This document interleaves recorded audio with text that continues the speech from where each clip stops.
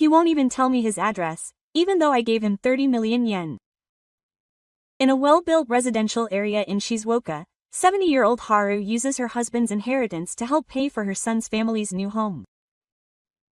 However, she never tells him the address of the completed house.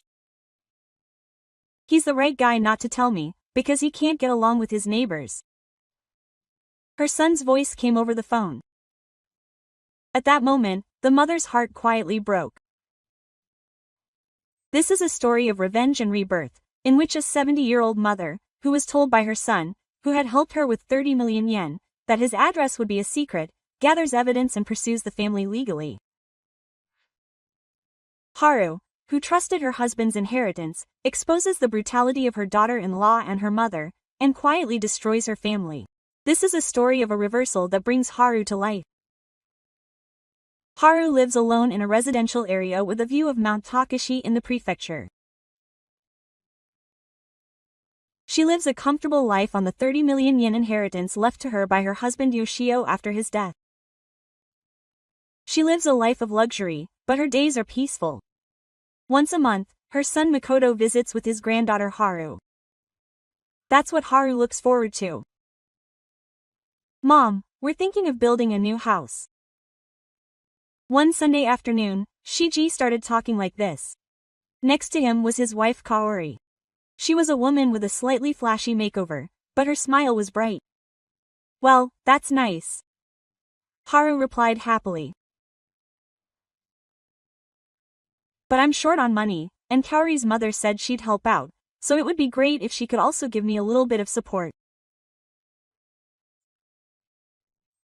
There was a hint of reluctance in Shiji's voice. Haru asked quietly how much money he needed. 30 million yen if possible. Kaori interjected. Of course, I wouldn't ask for too much.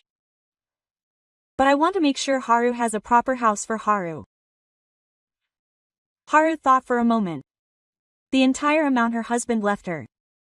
That would mean giving it to her son. But for her grandson, for her son, and for her family, I understand. Use all of your father's inheritance. Kaori's face brightened up at his words of faith. Thank you, Mom. Thank you so much, Grandma. That day, Haru went to the bank and completed the necessary procedures. The balance in her son's bank account was almost zero. He would return to living on his pension alone.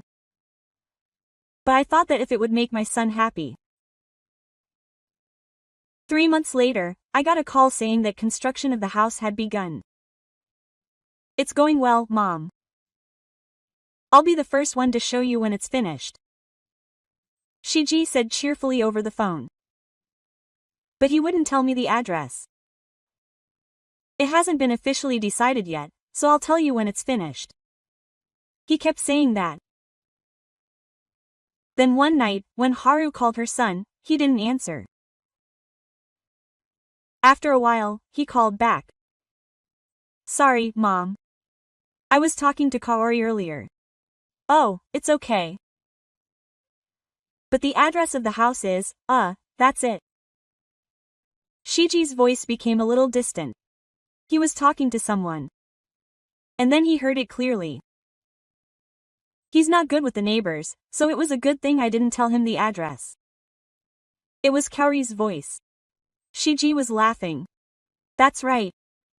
Haru couldn't move, still clutching the phone. That's what he called himself. After hanging up the phone with his mother, who had given him 30 million yen, Haru couldn't move for a while. That guy. Those words kept repeating in her head over and over again. But the next day, Makoto called as if nothing had happened. Mom, I'm sorry about yesterday. The reception was bad, so Haru didn't say anything. She didn't have the courage to confront her about what she had heard. 2 months later, Makoto happily reported that her mother's house was complete. Well, that's good. Tell me your address. I'll bring you a gift. Quote, oh, but, Shiji's voice lowered its tone a little. I'm busy moving right now, so I'll call you when things calm down. Please wait until then. Quote. That's right. Haru felt something was off. But she couldn't say anything. Then, a week later, Kaori called. Grandma, let me see. Actually, I have a favor to ask of you. What is it? We just moved, so we've spent a lot of money on furniture and appliances, and my new salary is a bit tight. Could you please help me with about 200,000 yen a month? Quote. Haru gasped. I just gave you 30 million yen, but 100,000 yen. Yes. I want to start Haru's lessons too, and there are a lot of things that will cost money in this new life. Quote. Grandma would understand, right? Kaori's voice sounded somewhat spoiled, yet calculated. Haru thought for a moment. For her grandson and her son, I understand. Really? Thank you. From then on, Haru transferred 100,000 yen every month. Her pension was 120,000 yen a month. If she subtracted 100,000 yen from that, she was left with 20,000 yen. She had to cover all the heating, food, and medical expenses from that. Haru cut back on her meals.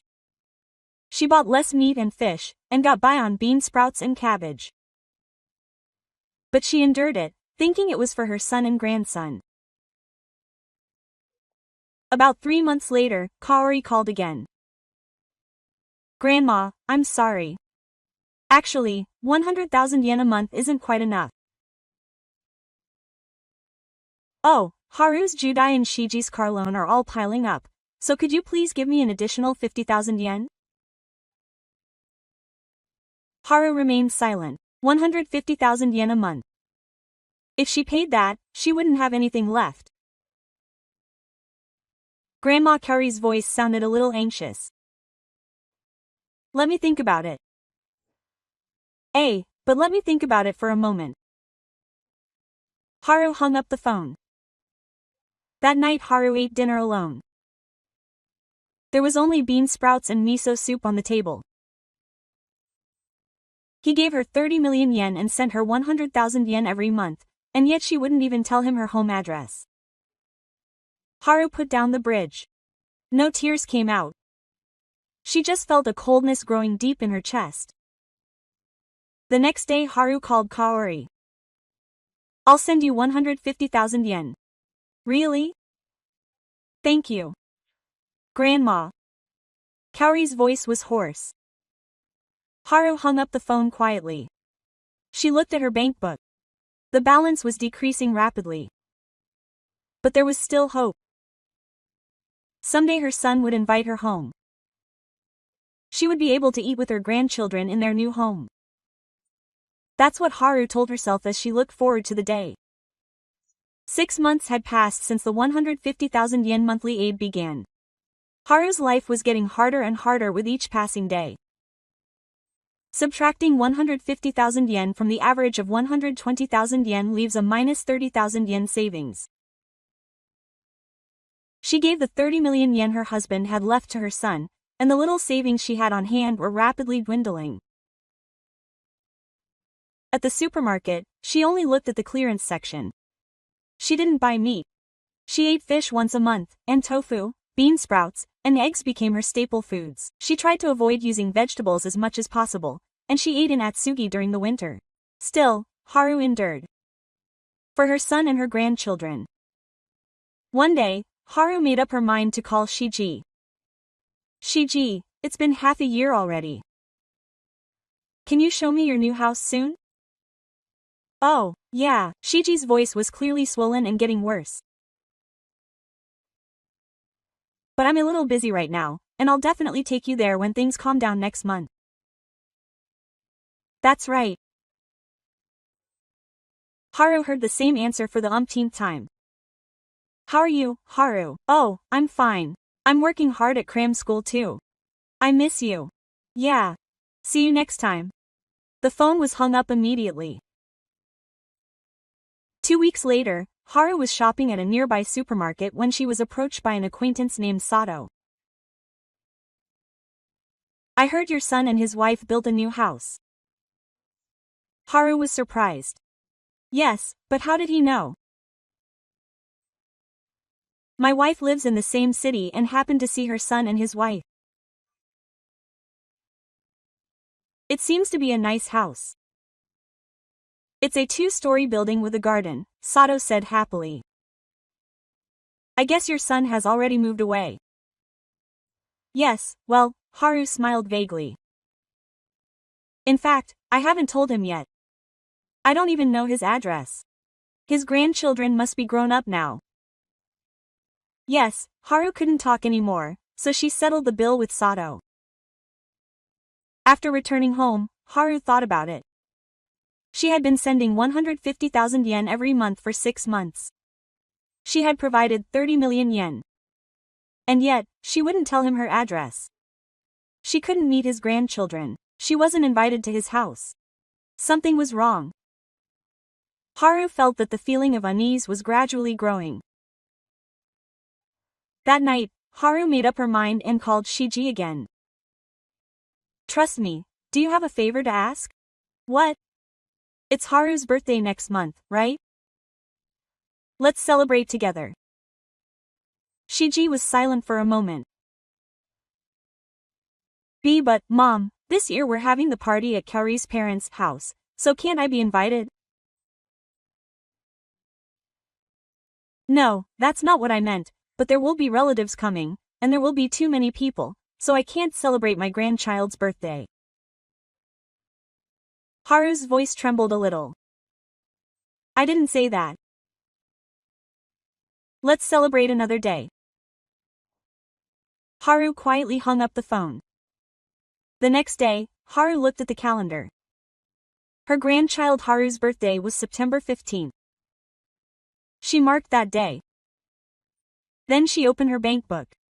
150,000 yen every month, a record of the money she's been transferring regularly. It's been 900,000 yen since the controversy started. If you add the 30 million yen, it's 30.9 million yen. Haru closed the bank book. That weekend, Haru was walking around the bargain section of the supermarket by herself. There were clearance vegetables and tofu with half-price stickers on them. As she was waiting in line at the cash register, she heard a voice from behind her. When Hassan turned around, her old colleague Yamada was standing there. Well, Yamada-san, it's been a while. How have you been? Yes, somehow Yamada-san's expression clouded over a little when he saw Haruka. Are you okay, Hassan? If there's anything that's bothering you, let me know. I'm fine. Thank you. Haruka forced a smile. Yamada-san didn't say anything more, but he looked at Haruka with worried eyes. After returning home, Haruka looked in the mirror. Her face had fallen. She had lost 5 kilograms in the past 6 months. Her clothes were also a little too loose. Haruka looked away from the mirror. On the table was her son's cell phone, which never had any messages from him. And the bank book, which was decreasing every month, let out a quiet sigh. September 15th, her grandson Haru's birthday. Haru had been restless since morning. Maybe she would hear something from Haru. But there was no message from him even after noon or evening. At 8 p.m., Haru couldn't stand it any longer and called Shiji. Happy birthday to Shiji and Haru. Could I talk to Haru for a bit? Oh, he'd already fallen asleep. It's still 8 o'clock. Laughter could be heard in the background. Multiple adult voices. It seemed the party was still going on. Then I'd like to send a present, so please give me your address. Oh, but I'll go pick it up next time. I can't give you the address yet. Why did Kaori say she didn't want to invite too many people over, and I'm a person? You should know that's not what she meant. Mom, the phone was cut off. The next morning, Haru called Mr. Sato, whom she had spoken to before. The other day, she told me about seeing her son, and oh, it's in Okiki, Shimizu. It's about a 10-minute walk from the station. The next day, Haru took a bus to Akitsu. She walked from the station looking for a new place to live. After walking for about 10 minutes, she saw another area lined with new houses. Haru checked the front at first glance. And finally, she found it. Moriyama's son's last name was engraved on the front. There was still a small tree planted in the 2-story white house. Haru looked up at the house. The house was built for 30 million yen. It was a house where he had been sending 150,000 yen every month, but he had never been invited even once. Haru tried to go to the front door, but his feet stopped. He wondered what his son's face would be like if he went to visit him now. Haru looked at the house again from a little distance away. The curtain swayed from the second-floor window. He sensed someone's presence. Haru gently turned the door away.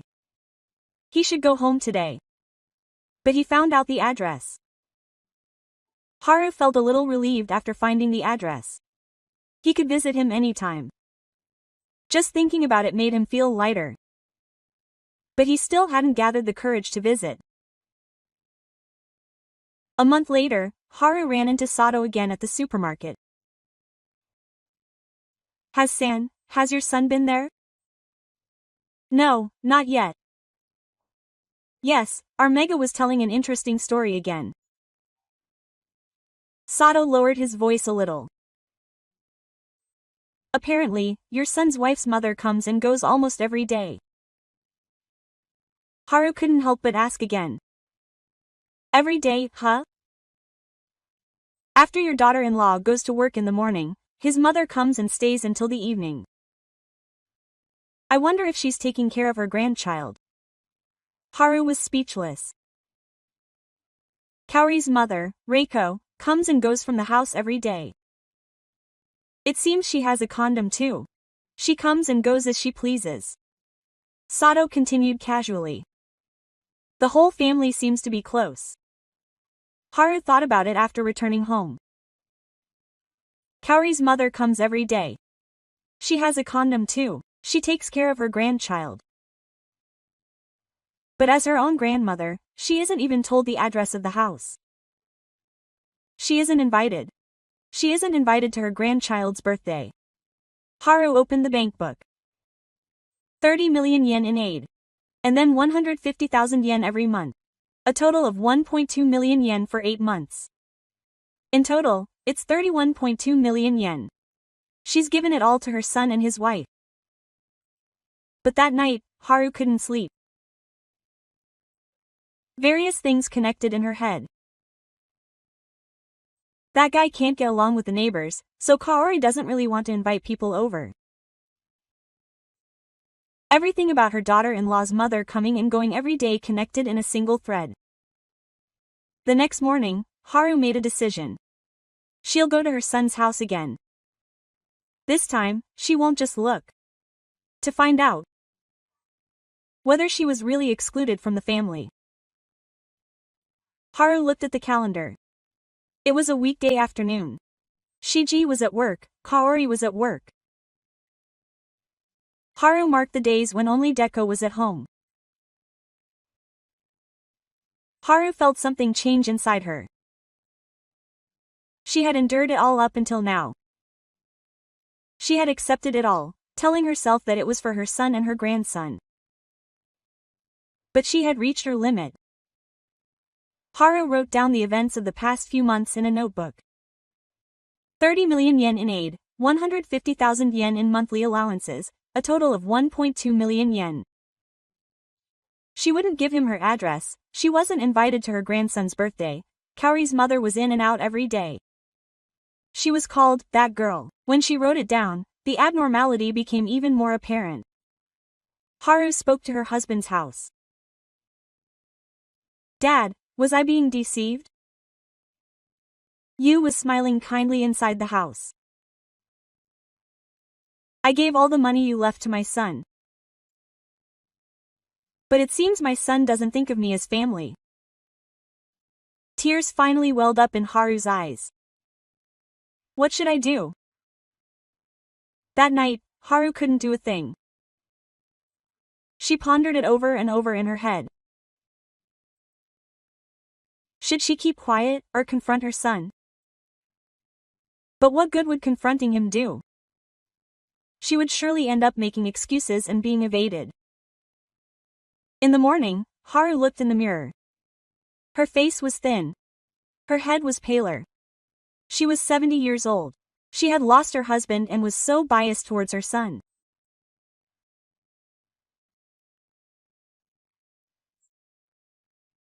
Haru suddenly remembered what her husband Yoshio had once said to her.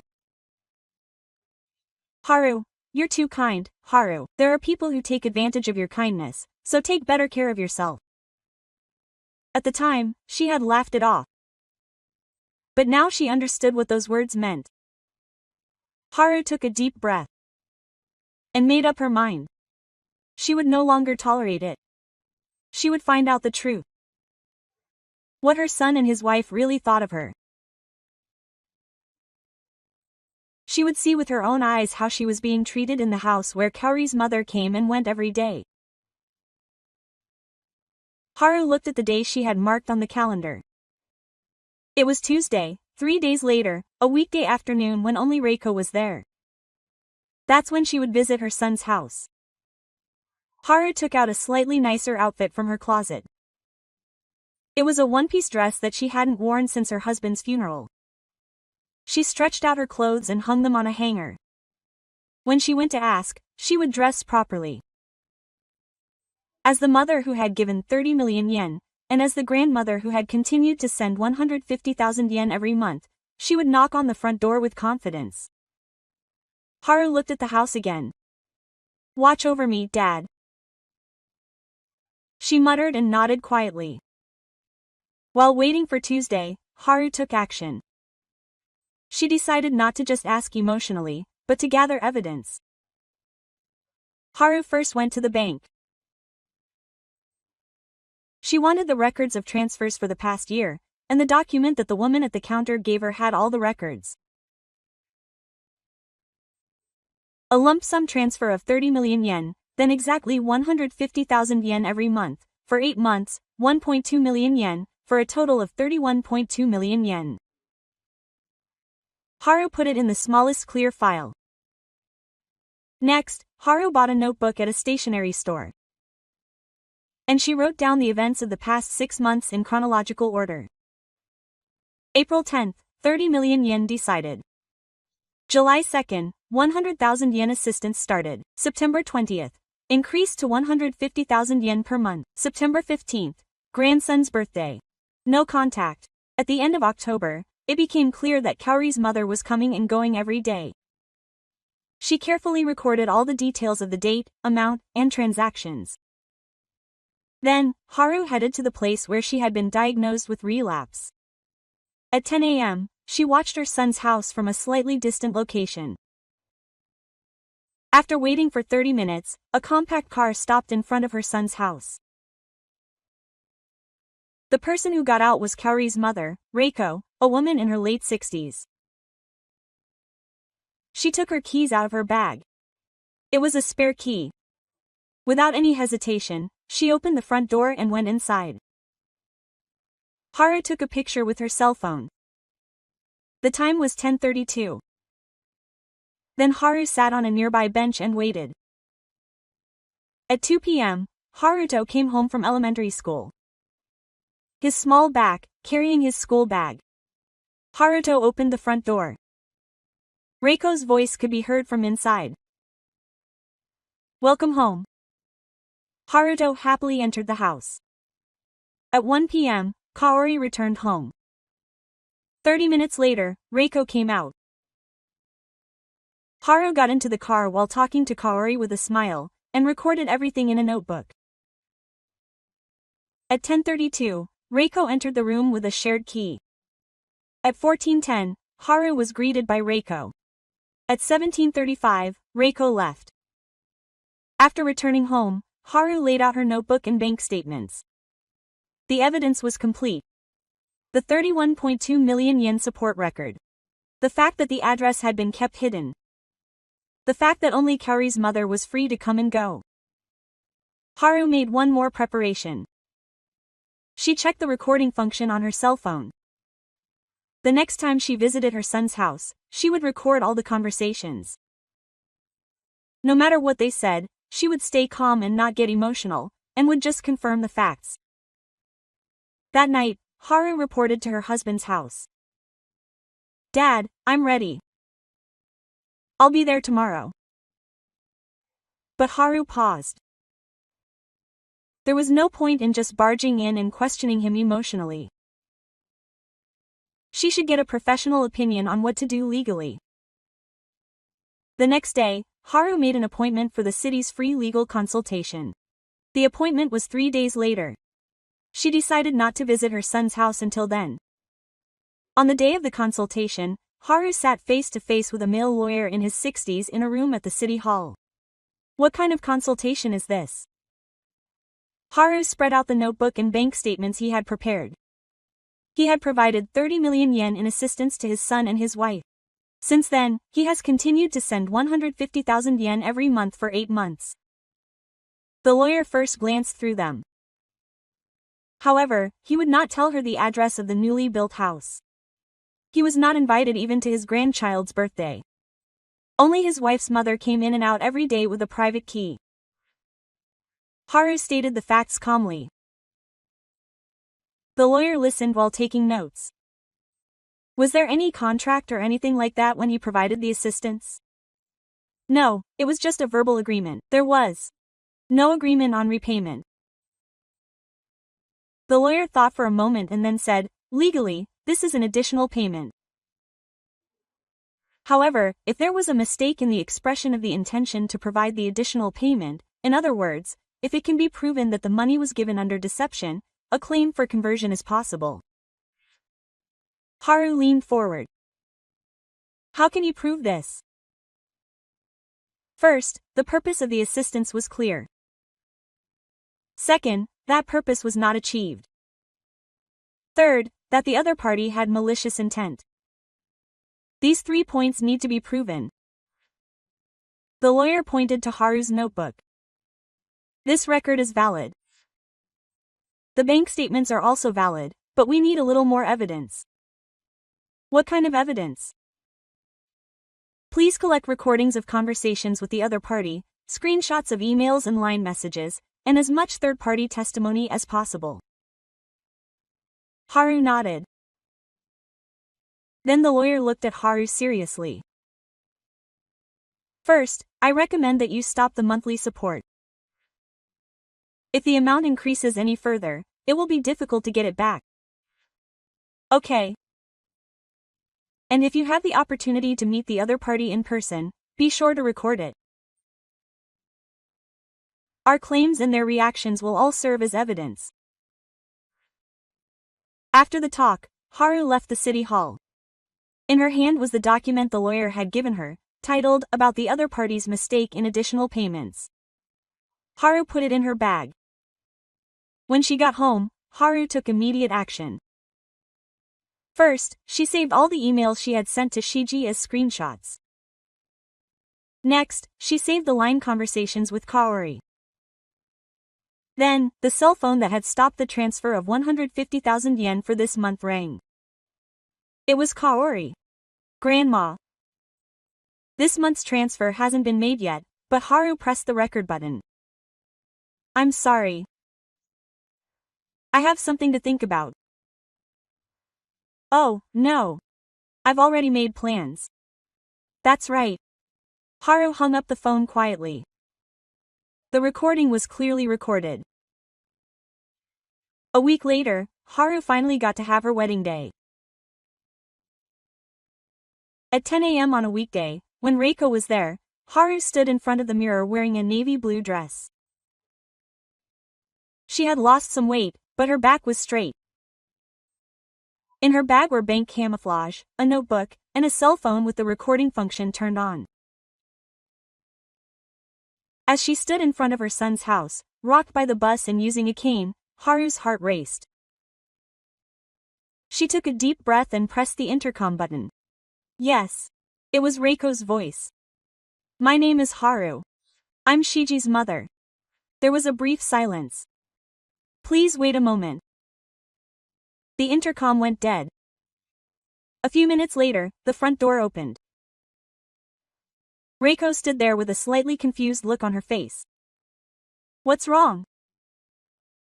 Haru went calmly, wanting to see her son's house. Reiko was clearly shaking with her. Shiji and Kaori are both working today. I paid 30 million yen for this house, so can you show me inside? There was a quiet strength in Haru's voice. Reiko was at a loss for words for a moment. Go ahead. The fresh scent of wood filled the air as she entered the front door. A spacious entrance hall. A high ceiling. Haru was led into the living room. It was a spacious living room, perhaps 30 tatami mats in size, a large sofa. A large lamp on the wall.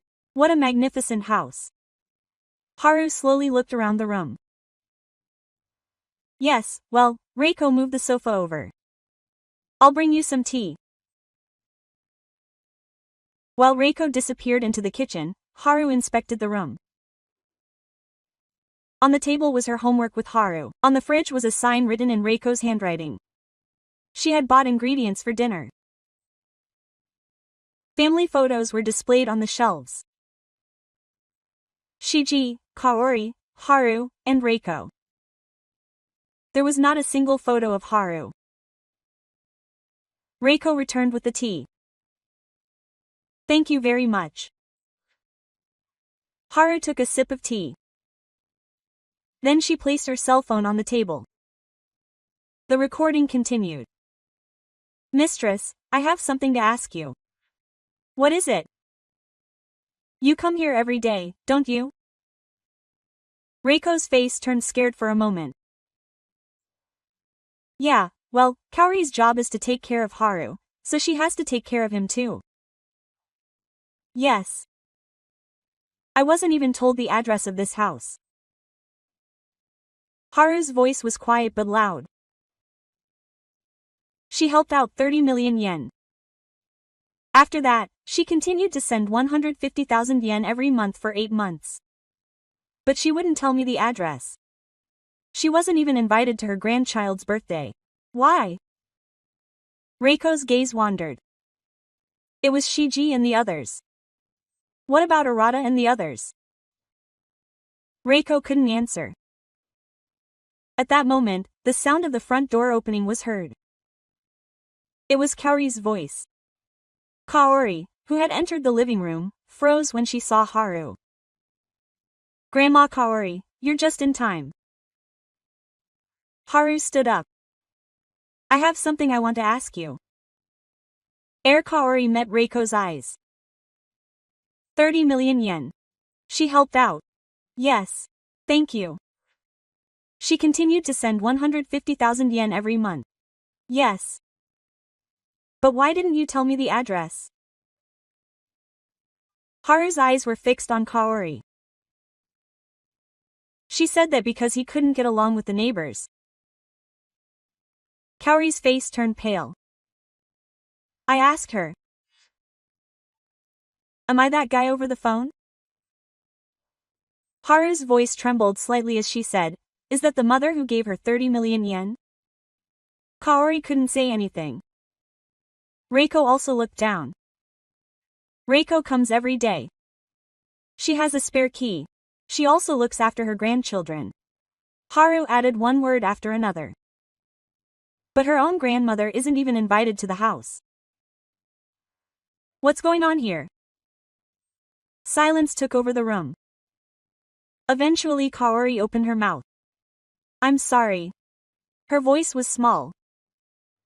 But Grandma, what's wrong with you? You're being so considerate.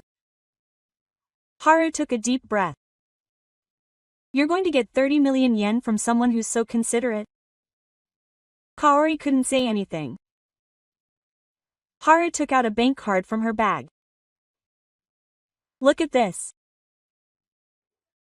The notes spread out on the table had all the transfer records written on them.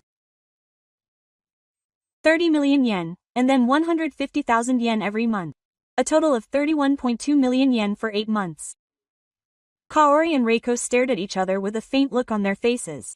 They're helping her this much, and they won't even tell her address. Please explain. Kaori bit her lip. I'm really sorry. I'm asking for an explanation, not an apology. Haru's voice was calm. Why did you exclude me from the family? What is exclusion then? Reiko comes every day and I'm never called. If this isn't exclusion, what is it? Reiko opened her mouth. Because Kaori said she wanted to. Kaori, her mother, stopped in a hurry. No, let's talk properly. Haru looked at Reiko. Please continue. Reiko looked at Kaori and then said. It seems Kaori wanted to distance herself from Shiji's mother. The reason is that their values don't match. Values, Haru repeated quietly.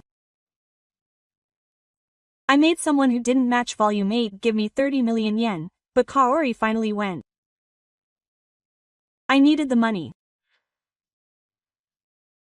But that doesn't mean I want to be involved with her forever, and at that moment the air in the room froze. What did you just say? Haru's voice got lower.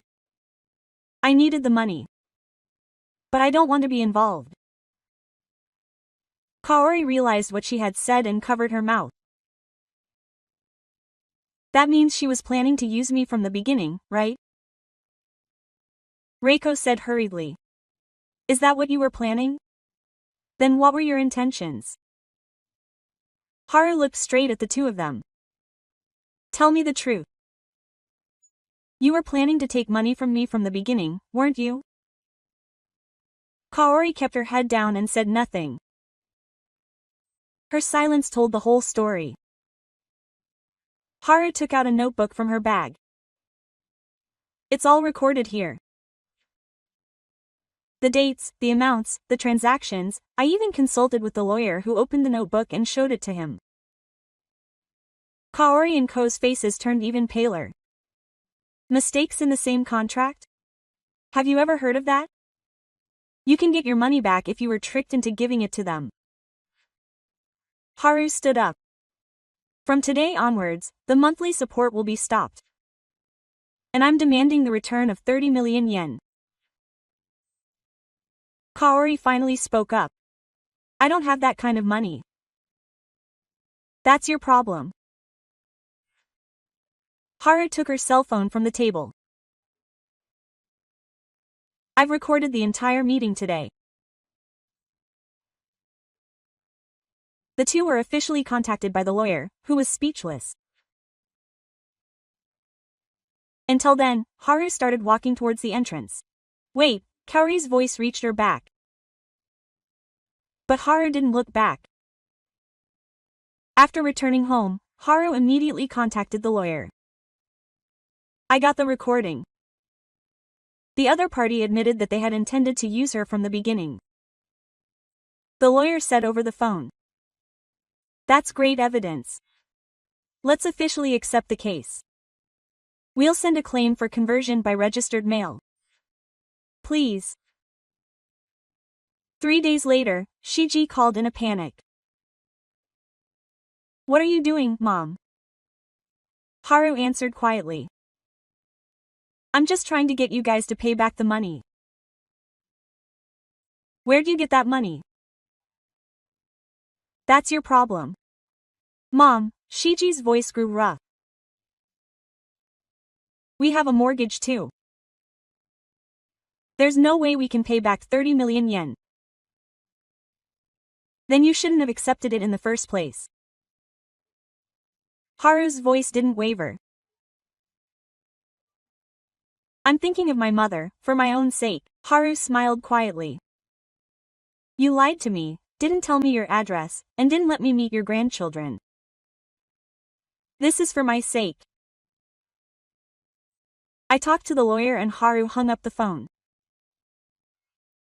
A week later, a registered mail arrived at the son and his wife's house. It was about a mistake in the increased contract, a claim for conversion by the other party, and a total of 31.2 million yen, including the 30 million yen in conversion and the 1.2 million yen in monthly support that had already been paid. Kaori called, crying. Grandma, please.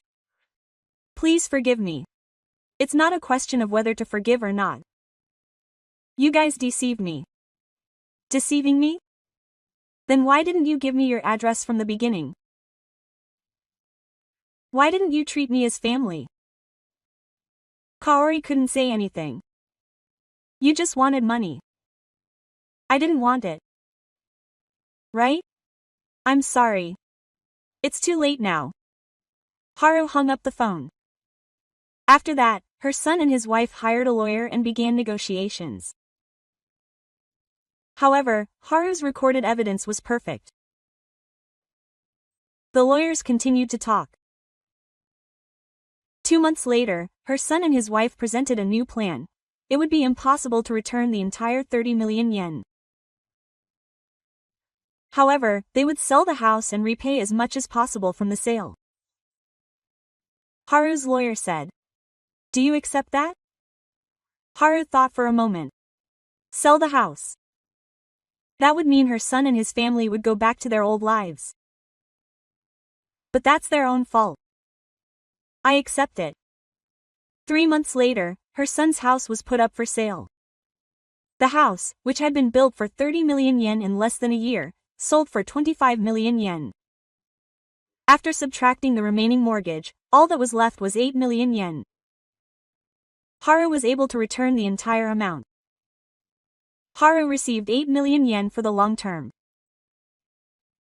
It was nowhere near 31.2 million yen. But Haru was satisfied. Scoff lost his house and moved to a rented apartment. Kaori's mother Reiko could no longer visit him every day. 6 months had passed since then.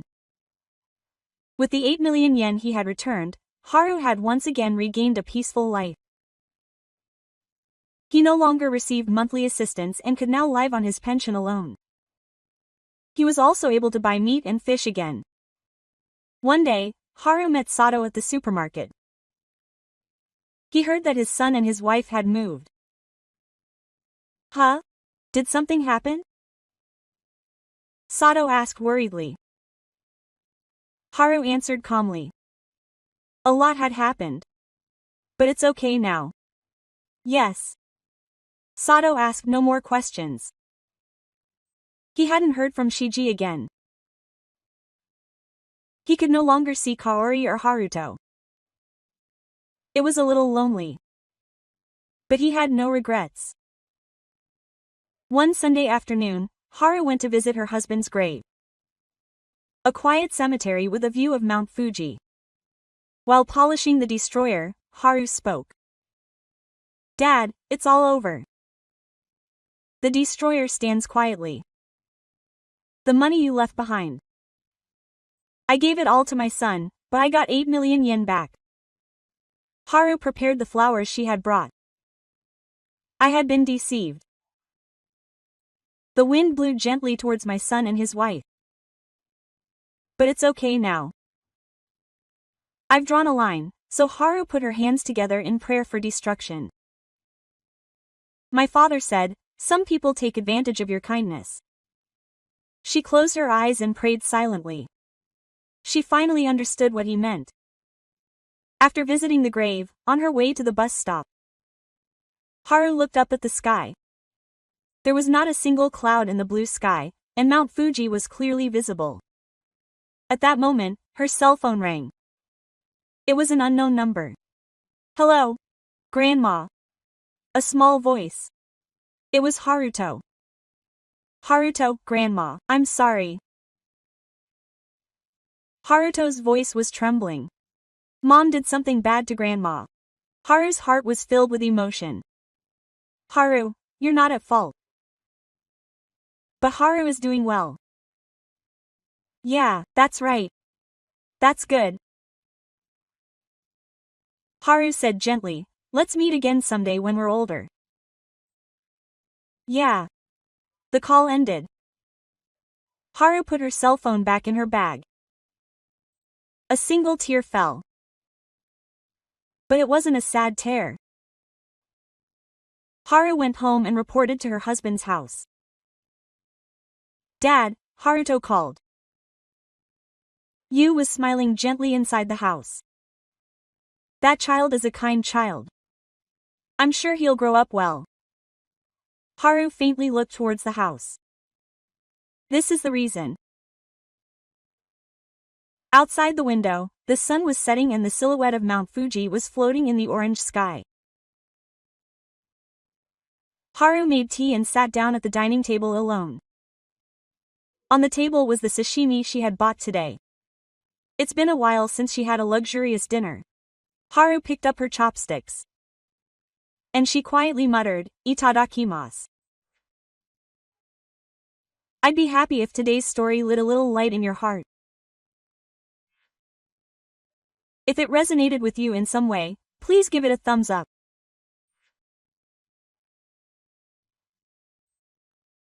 Your one like will be a great help in delivering moving dramas to more people through this channel, Life Reversal Theater 369. And please let me know your thoughts and experiences in the comments. I have had similar experiences and I welcome any words of encouragement or realizations you may have had. Your voices will create rich connections. Life Reversal Theater 369 delivers daily dramas of people who have changed their lives, regardless of age. When you are struggling, lost, or feeling lonely, remember this place. Here are the stories of people who, just like you, faced difficulties and rose to their feet. Subscribe to the channel and press the bell icon so you don't miss the next moving episode. See you again tomorrow for the next reversal.